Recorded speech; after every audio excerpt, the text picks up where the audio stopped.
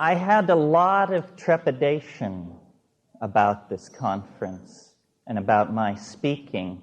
I had even a brief moment of hope that the war would cancel it, because I wasn't sure what it would be like to talk to a group of people while robot bombs are falling on our enemies around the clock. I just couldn't picture that.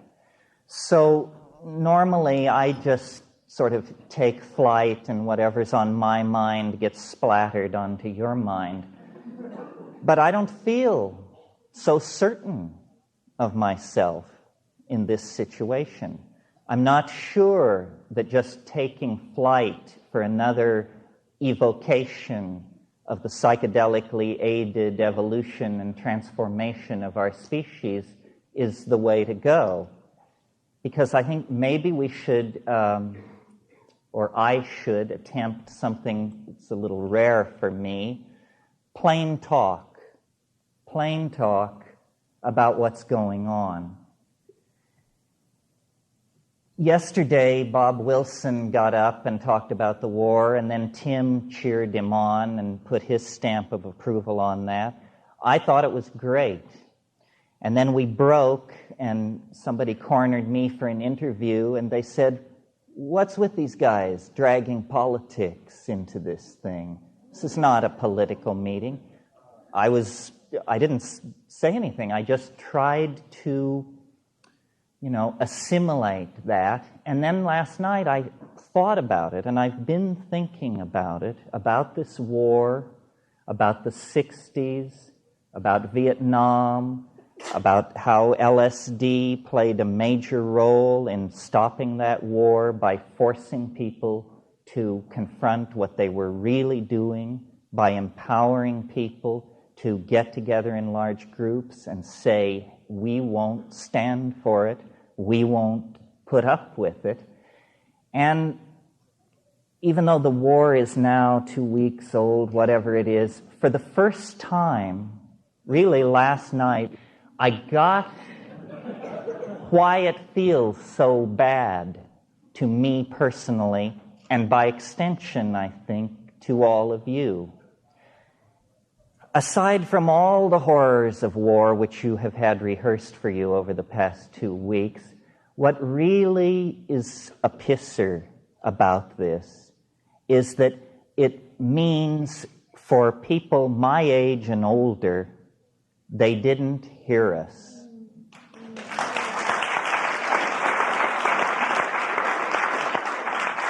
We weren't heard. When they were bombing Libya, we could just call that an aberration. When they were hunting down Noriega, we could just call that a large dope bust. This is none of those things. This is war.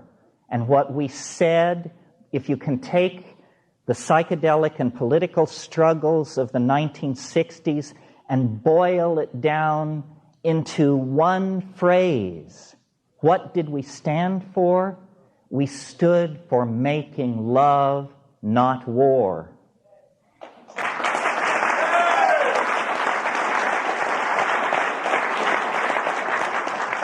And ever since the Marines were shoved into the sea at Da Nang and the CIA was helicoptered off the embassy roof in Saigon, we've been able to hold a delicate and very tense balance between the view of the dominator, weapon-worshipping, old-style macho approach to things, and our own.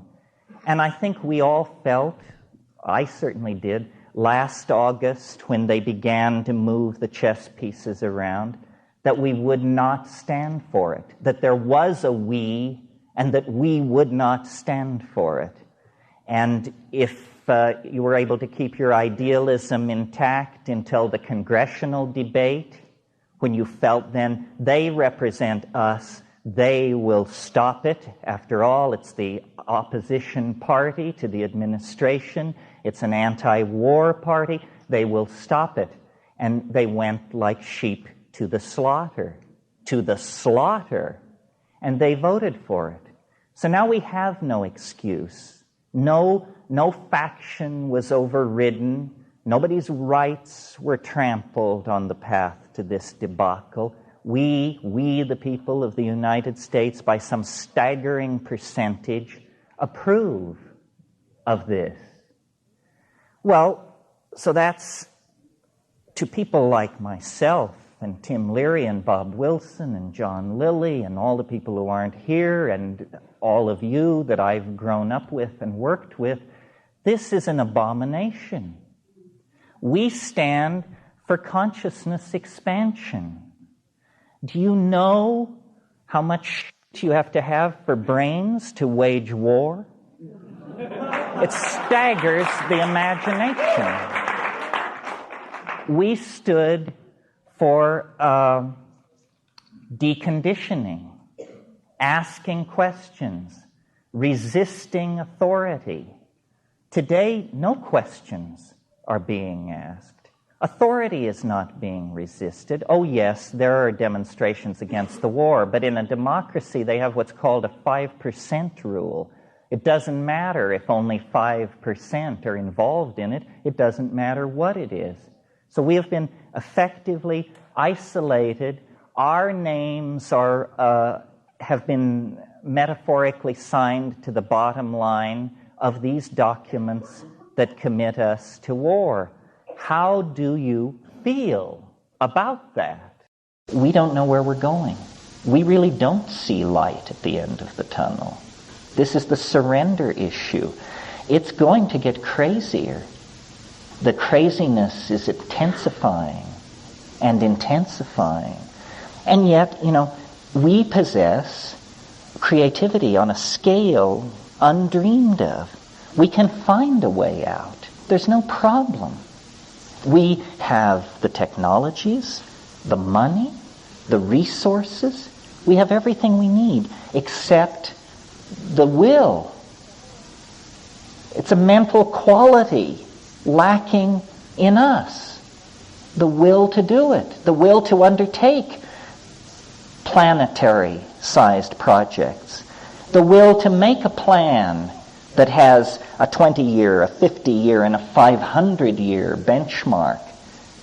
But we are going to have to very quickly cease our infantilism.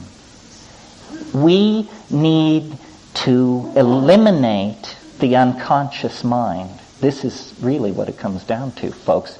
We cannot, in an era of 30-minute delivery of thermonuclear weapons from anywhere to anywhere, we do not have the luxury of carrying around with us an enraged bull primate. We cannot afford the luxury of the unconscious, the hidden motive, the unexamined drive, the misunderstood acquisition.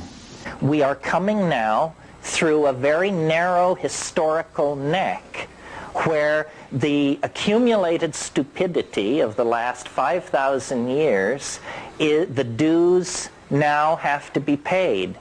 It ain't fair. We didn't do it. We didn't bring the slaves from Africa. We didn't invent oligarchy. We didn't do all these things. Nobody's interested in our whining about how we didn't do it. It's in your face. And it's clearly a crisis of two things, of consciousness and of conditioning. These are the two things that the psychedelics attack. We have the technological power, the engineering skills to save our planet, to cure disease, to feed the hungry, to end war, but we lack the intellectual vision, the ability to change our minds. We must decondition ourselves from 10,000 years of bad behavior. And it's not easy. I mean, imagine, I don't know how many of you have ever confronted the fact that you were addicted to something. And some addictions are really serious. If you've ever been addicted to tobacco or heroin, I'm sure you know what I mean. Well, then imagine a global population addicted to a drug the use of which is killing us, but we can't, there's no doctor saying you should. There's no rehab clinic to go to when you're a species. We are on an absolutely destructive bender that will end with the death of the earth, the impoverishment of its animal and plant population, and the collapse of our civilization into scarcity unless we can somehow restructure our psychology and get hold of ourselves. And psychedelics are the only thing I've ever seen work on an individual level to do that. I can't believe how constipated American institutions are. I mean, here we are under the aegis of a great crusading reformer from Arkansas. A new order in human affairs has dawned, but they suggest closing an air base out at Sacramento, and there are editorials as to whether we can survive the shock of this massive change. Well, I've got news for you. You better do your change-related calisthenics if that was heavy lifting, because what you've got coming at you is something very, very different. We are now in a position to actually make something of ourselves, extend the design process to human destiny, and produce something that will redeem 10,000 years of pogroms and migrations and attempted genocides and pointless wars and stupid religions that make people hate themselves and all the rest of it. If we're going to redeem that legacy, then we have to do something quite spectacular.